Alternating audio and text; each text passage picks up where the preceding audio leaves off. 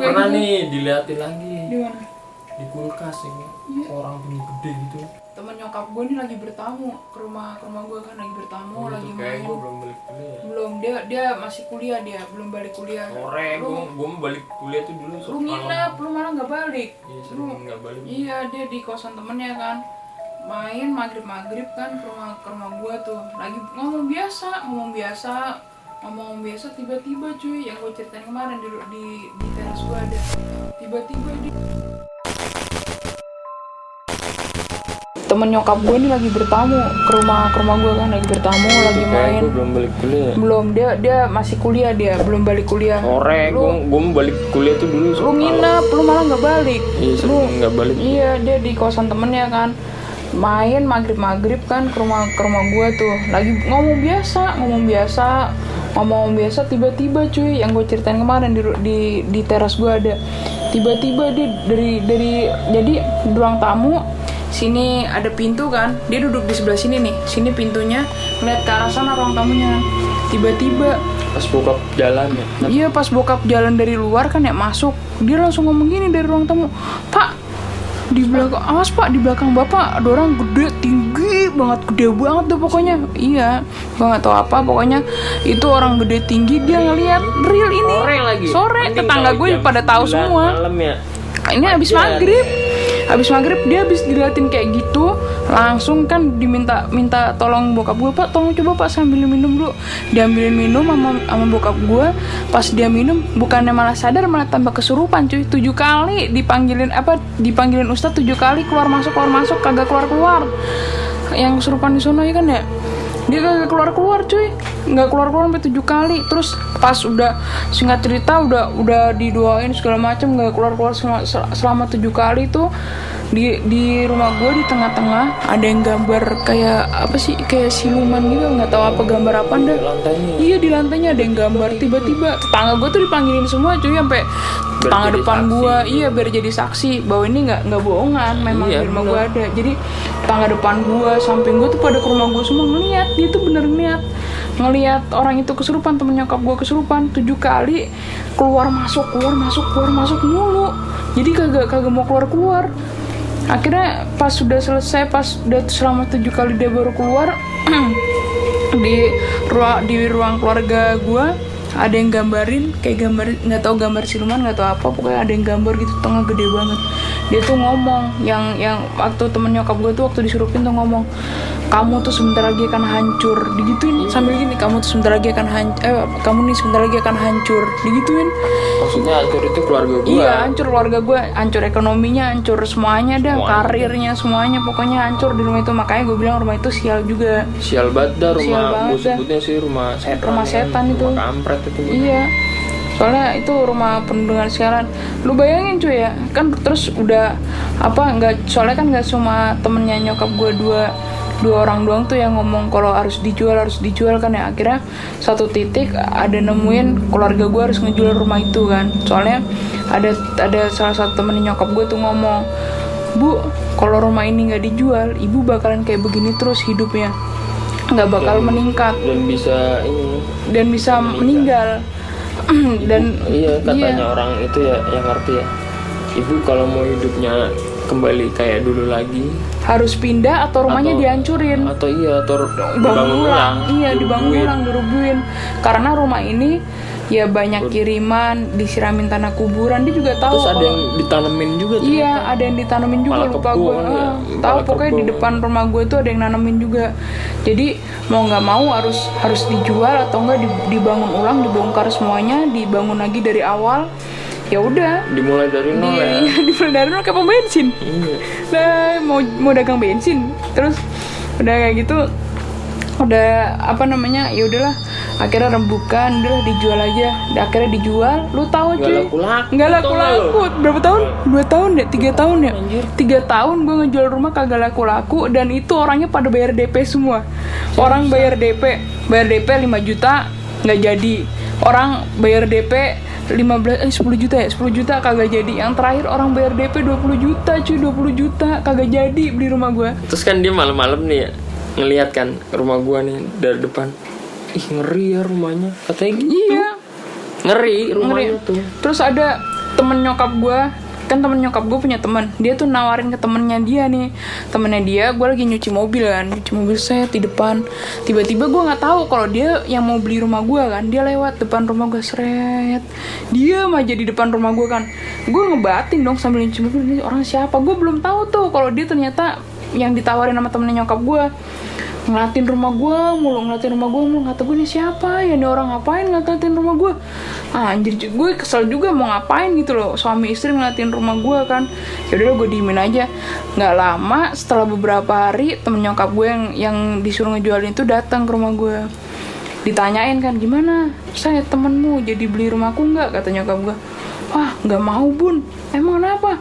Orang dia katanya ngeliat rumahnya bunda tuh kayak serem gitu bun, kayak rungsek gitu, kayak apa, kayak rumah nggak berpenghuni,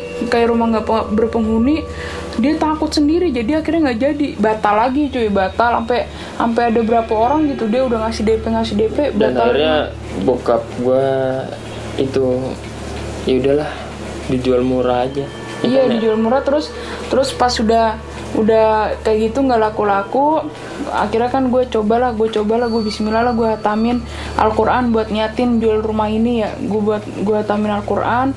Nggak lama gue hatamin Al-Quran, rumah gue di komplek gue nih, lu dengerin, di komplek gue seumur umur kagak pernah kebanjiran, Itu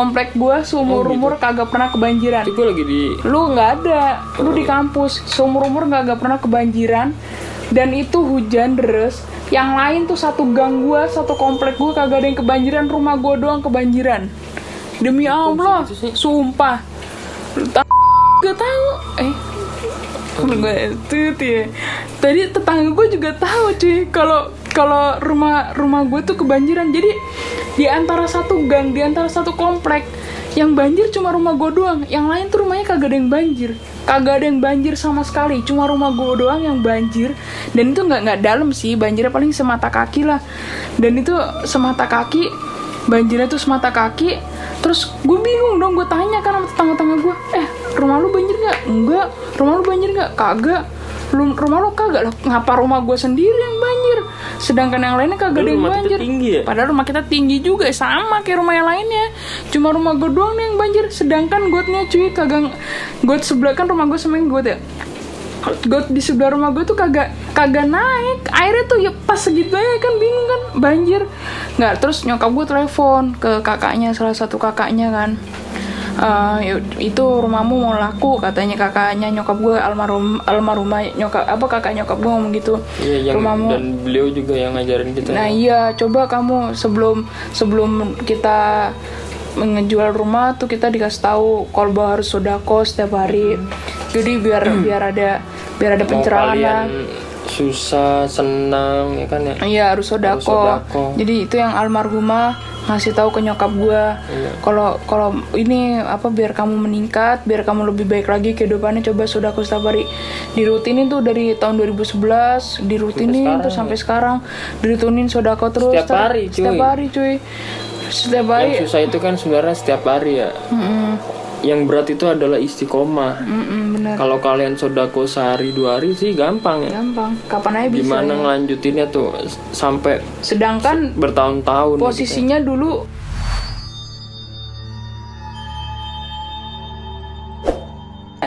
lanjut ya, mati lagi cuy kameranya. Jadi singkat cerita, disuruh sodako terus, sodako. Akhirnya itu rumah gue kebanjiran, di antara semua gang, semua rumah nggak ada yang kebanjiran, rumah gue yang kebanjiran. Dan gue udah hatam Al-Quran kan ya, gue hatamin sendiri, gue niatin. Kepala geng ya di gang itu. Iya, akhirnya laku juga cuy rumah gue itu, alhamdulillah. Ya, semenjak gue pindah rumah, ya bocah-bocah situ ya temen-temen gue yang ada lagi nongkrong. Iya, jadi sepi katanya. Jadi buat lu pada yang kena belenggu, kenapa, coba sodako setiap hari. Beneran ini gue gak bohong, real ini. Tanya teman-teman gue tuh yang ngechat di komen channel YouTube gue tuh, pernah gue ajakin semua. Misalkan kalau gue mau main gitu ya, atau mau keluar sama dia, ayo, tapi gue sodako dulu ya. Oh iya mas, iya beneran udah puluhan tahun ya, udah enggak sih, maksudnya udah bertahun-tahun lah, 9 tahunan lah ya. Dari 2011. 11 berapa tuh? 12 9 tahun. 9 tahun kan? Iya. 9 tahun setiap hari. Sedangkan posisi gue tuh Paling kalau ada jedanya pas pulang kampung, kalau kita pulang kampung mudik gitu. Iya. Biasanya libur dulu gitu. Pas, dan itu tuh pas posisinya Iya, tuh dari beneran. tahun 2011 sampai 2014 tuh keluarga gue lagi down banget, lagi di bawah banget. Dan gue hanya punya Vespa. Vespa doang itu Bener. Tapi gue gimana cara, katanya almarhumah apa kakaknya nyokap gue, pokoknya gimana caranya entah ikannya apa, kamu harus sodako terus akhirnya ya nggak itu 5 bungkus atau berapa bungkus, pokoknya kamu harus ngasih Yang penting makan niat. orang. Yang penting niat Dan istiqomah. ada si koma. Ya udah akhirnya Bener. nggak lama ya, selang 3 tahun rumah gue laku. Setelah kebanjaran itu rumah gue laku cuy, dan Gua udah pindah. dan gue pindah, tutup cerita. Udah sekian dan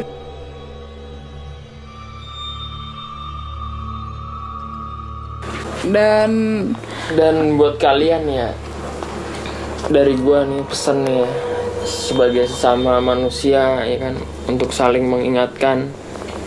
Kalau kalian yang hidupnya lagi apa yang pernah gua alamin ya kan ya, coba deh mulai saat ini kalian kan nonton video gua sodako. bener, nggak ada yang ngalahin sodako Iya, cuy. beneran. Nggak bohong gue. Kalian harus sodako, yang nggak harus muluk-muluk. Kalau kalian mampunya cuma nasi sama telur, misalkan 3 bungkus gitu, nggak masalah. Yang penting harus setiap hari. Iya. Iya, Itu bener. lu mau diapain orang apapun itu insya Allah bakalan mental. Buktinya rumah gue dibelenggu, nggak bisa laku-laku selama 3 tahun, selama 4 tahun kita rutinin sodako terus, kita getolin sodako terus, ngaji Ini dari gue sodako, yang ngaji jatuh sodako. banget, keluarga gue nih down beneran. Bener-bener posisi di titik bawah. Gue tuh makan cuma pakai tempe gorengan sama nasi putih doang, asli. Gue nggak bohong, gue tuh cuma makan kayak gitu doang. Nggak Makan bohong gua. pas bulan puasa nih, iya kita tuh cuma tinggal punya Vespa 1 doang. Vespanya dia itu juga bokap gue kantor naik Vespa, dan gue pun Seriusan. dan gue ya udahlah mau gimana lagi kan, memang lagi posisi kayak gini. Kira curhat-curhat ya nemuin itu sodako, pokoknya titik utamanya sodako. Akhirnya ningkat dikit naik akhirnya dibalikin semua, yang semuanya udah terjual, semuanya udah Balik lagi ke udah awal iya udah hilang gitu ya. Alhamdulillah ya, Agak lebih lah, lumayan lah, udah agak lumayan. Makanya buat lu pada yang lagi pada jatuh, yang lagi pada keluarganya ini. down. Dan satu lagi nih ya, pesan gue ya, kalian jangan pernah percaya dukun. Iya, nah itu bener. Jangan Dukun pernah tuh percaya muslihat dukun. semua, bro. Gua nih ya,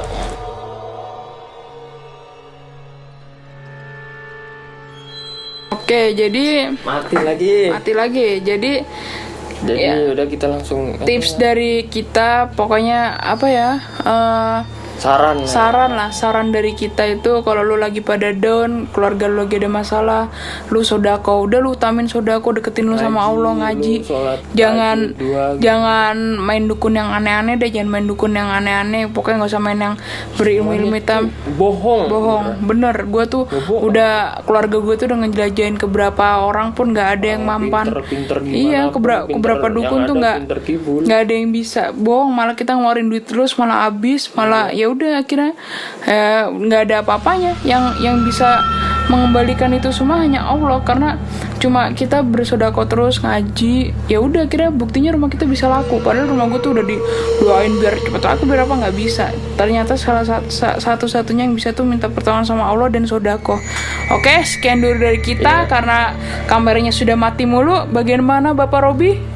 Ya udahlah, kita udahin aja ya ceritanya. Udahin aja. Ada cerita selanjutnya. Nanti ada next cerita selain di rumah untuk rumah gue yang dulu itu udah penuh tuh, udah semuanya lah, udah sebagian semuanya, nggak gue ceritain semuanya. Pokoknya udah cukup Karena sekian lupa dulu. ingat. Ya selain itu juga gue juga ngeri kalau Iya. ceritain sono mulu.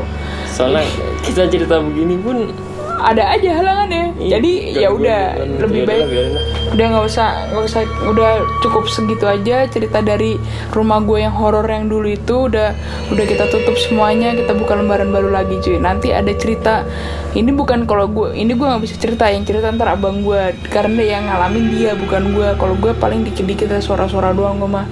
Oke, cukup sekian dulu dari kita. Iya. Jangan lupa untuk nonton videonya sampai habis, jangan di skip dan subscribe cuy. subscribe Kalau bisa channel share kita, lah ke temen-temen lu semuanya. Iya. Oke, sekian dulu dari kita. Jangan lupa Iya, jangan lupa subscribe, like, comment, and share sebanyak-banyaknya ya. Dan kalian harus nonton sampai habis video ini. Iya. Karena video ini Bermanfaat untuk ada orang- kalian. Iya. Terus Udah sih gitu aja. Ya, Pokoknya- terima kasih ya buat para teman-teman yang udah subscribe gue, dukung iya. channel YouTube gue. Buat teman-teman semuanya, makasih dukung terus channel kita berdua nih yang masih belum ada apa-apanya, yang masih baru-baru. Baru banget. Thank you. Assalamualaikum warahmatullahi wabarakatuh. Waalaikumsalam.